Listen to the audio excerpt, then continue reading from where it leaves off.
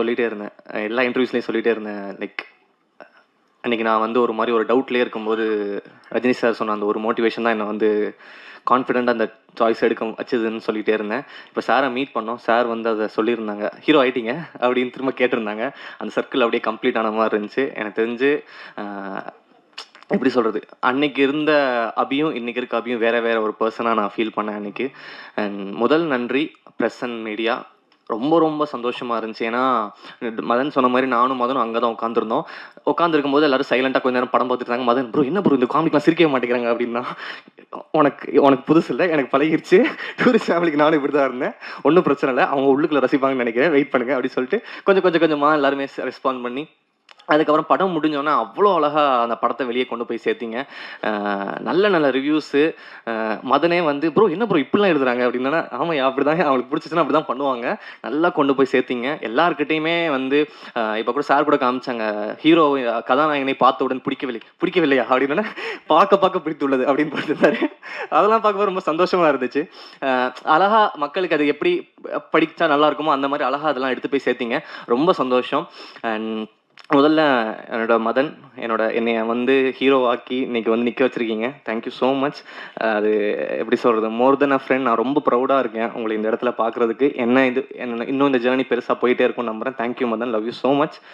அடுத்ததாக ஷான் சார் எப்போவுமே எனக்கு ஸ்பெஷலாக மட்டும்தான் பண்ணியிருக்காரு. என்றைக்குமே அதில் வந்து ஒரு எக்ஸ்ட்ரா கேர் ஒன்று எல்லாத்துலேயுமே பண்ணுவார். அபிக்கு இது செமையாக பண்ணும், அபிக்கு இது சூப்பராக பண்ணும். இன்னொன்று வந்து ஒருத்தங்களை வந்து புகழ்றது வந்து எல்லாருக்கும் அவ்வளோ இதாக வந்துடாது. இப்போ ஒருத்தங்களை பற்றி நம்ம பேசுவோம், பட் அவங்கள பயங்கரமாக புகழ்ந்து அவங்களே கூச்சப்படுற அளவுக்கு வைக்கிறது வந்து ஷான் சார். எல்லா இடத்துலையுமே நம்மளை வந்து அந்த எந்த ஒரு ஈகவும் இல்லாமல் அவன் ஐயோ இப்படி அப்படி இப்படின்னு சொல்லிட்டு பயங்கரமாக இது பண்ணுவார். தேங்க்யூ ஸோ மச் சார் அந்த சப்போர்ட்டுக்கு என்றைக்குமே. அடுத்ததாக மோகன்னா, தேங்க்யூ. நீங்களும் அப்படி தான். என்னை வந்து எனக்கு வந்து காசே வாங்காமல் பிஆர் பண்ணுற சில குரூப்பில் அவரும் ஒருத்தர். ஸோ எல்லா இடத்துலையுமே போனால் என்னை பற்றி ரொம்ப நல்ல விதமாக எல்லா இடத்துலையுமே நல்லதாக சொல்லுவீங்க. எனக்காக ரொம்ப அழகான பாடல்கள். இந்த டீமே வந்து ரொம்ப ஹாப்பியாக இருக்குன்னா ரொம்ப தேங்க்யூ.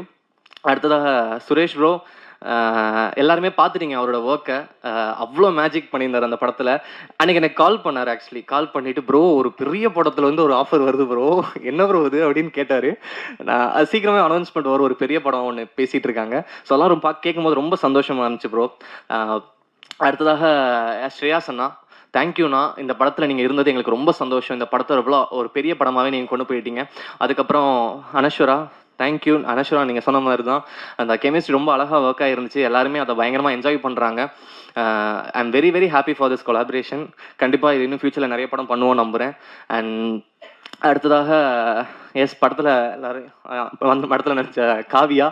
ஸோ காவியாவுக்கு வந்து நான் ரிலீஸ்க்கு முன்னாடி சொல்லியிருந்தேன், படம் ரிலீஸ் ஆனதுக்கப்புறம் அவங்கள வந்து செலிப்ரேட் பண்ணுவாங்கன்னு நான் சொன்னேன். அது நடக்குது. இன்னைக்கு ஃபுல்லாக காவியா எடிட்ஸ் அப்படின்னு சொல்லி தனியாக ஒரு ட்ரெண்ட் ஒன்று போயிட்டுருக்கு.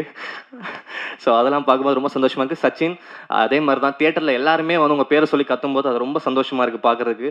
தேனிமுருகன் சார், நான் வந்து எல்லா டூரிஸ்ட் ஃபேமிலியும் சொல்லியிருந்தேன் உங்களை நடிக்க வைக்கிறோன்னு. எல்லாருமே இப்போ அதை பார்த்துட்டு உங்களோட பர்ஃபார்மன்ஸை பார்த்து பேசுறது வந்து எனக்கு ரொம்ப சந்தோஷமாக இருக்குது சார். தேங்க்யூ. அடுத்ததாக சரவணன் சார், சார் ரொம்ப சந்தோஷம் சார். நம்மளோட சீன்ஸ் எல்லாம் அவ்வளோ என்ஜாய் பண்ணி பார்த்தாங்க அந்த 3 பட சீன்லாம். ஸோ அதெல்லாம் ரொம்ப நல்லா இருந்துச்சு. நெக்ஸ்ட் வந்து ஆனந்திகா, தேங்க்யூக்கா. இந்த படத்தில் ஒரு சின்ன ரோல் தான் பண்ணியிருந்தீங்க, அது அவ்வளோ அழகாக பண்ணியிருந்தீங்க. தேங்க்யூ. அப்புறமா ஃபைனலி என்னோட ப்ரொடியூசர்ஸ், முதல்ல வந்து மகேஷ் அண்ணா. அதுதான் இப்போ ப்ரொடியூசர், ஆக்டர், டைரக்டர் இதெல்லாம் தாண்டி ஒரு ஃபேமிலி இவங்கெல்லாம் எனக்கு. ஏன்னா படம் ஹிட் ஆகிடுச்சு. படம் செம்ம, நாங்கள் எதிர்பார்த்த விட சூப்பர் கலெக்ஷன்லாம் பண்ணுது, நல்லா போயிட்டு இருக்கு. அப்போ அன்றைக்கி ஒரு 3 days முன்னாடி எனக்கு 2 days முன்னாடி கால் பண்ணார். நேற்று கால் பண்ணிட்டு, டே அப்படி நான் எதுவும் தப்பு பண்ணனடா, எல்லாம் கரெக்டாக பண்ணனடா அப்படின்னு என்கிட்ட கேட்டார். அந்த குவாலிட்டி வந்து எத்தனை பேருக்கு கிடைக்கும், ஐ மீன் இருக்குன்னு தெரில. ஏன்னா என்கிட்ட வந்து அது அவ்வளோ பண்ணிட்டு படம் எல்லாமே நல்லா ஆயிடுச்சு. அப்புறம் கேட்குறாரு, நான் என்னடா தப்பு பண்ண அதை சொல்லு, நான் திருத்திக்கிறேன் நெக்ஸ்ட் டைம் அப்படின்னு. நானும் சில விஷயம் சொன்னேன், இதெல்லாம் ஓகேடா கரெக்டா அக்செப்ட் பண்ணிக்கிறேன், அதெல்லாம் தப்பு தான், இதெல்லாம் கரெக்ட் இது நான் ஏன் பண்ணேன் அப்படின்னு சொல்லிட்டு.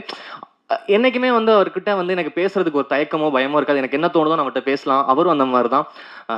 இந்த ரிலேஷன்ஷிப் வந்து அதுதான் டூரிஸ்ட் ஃபேமிலிக்கு முன்னாடி ஆரம்பிச்சது. இது இன்னும் பெரிய ஜர்னி போகும். ஸோ அடுத்ததாக Soundarya ma'am. So Soundarya ma'am பற்றி எனக்கு ஒன்று சொல்லணும்னா, அது நான் சொல்லாமல் வேணாமான்னு தயக்கத்திலே இருந்தேன். பட் மேமே அட்ரஸ் பண்ணதுனால நான் அதை சொல்கிறேன். அன்றைக்கி ஒரு ஃபோன் காலில் இருக்கும்போது மேம் ஒரு கலெக்ஷன் வந்துச்சு. அப்போ மேம்கிட்ட பேசியிருந்தேன். மேம் சூப்பர் மேம், நல்லா ரிசீவ் ஆகிட்டாங்களா மேம் அப்படின்னு சொல்லும்போது மேம் சொன்னாங்க, அப்படி ஒரு சக்ஸஸ் இப்படி தான் ஃபீல் ஆகும் அப்படி அப்படின்னு அவங்க சொன்னாங்க. அது சொல்லும்போது எனக்கு அவ்வளோ சந்தோஷமாக இருந்துச்சு. ஏன்னா மேம் வந்து நிறைய இடத்துல அவங்க ஜென்யூனாக சிரித்து சந்தோஷப்பட்டு நான் நிறைய இடத்துல பார்த்தேன். மேம்கிட்டே நான் சொல்லியிருக்கேன், மேம் உங்களை இப்படி பார்க்கவே ரொம்ப சந்தோஷமாக இருக்குது மேம் அப்படின்னு சொல்லியிருக்கேன்.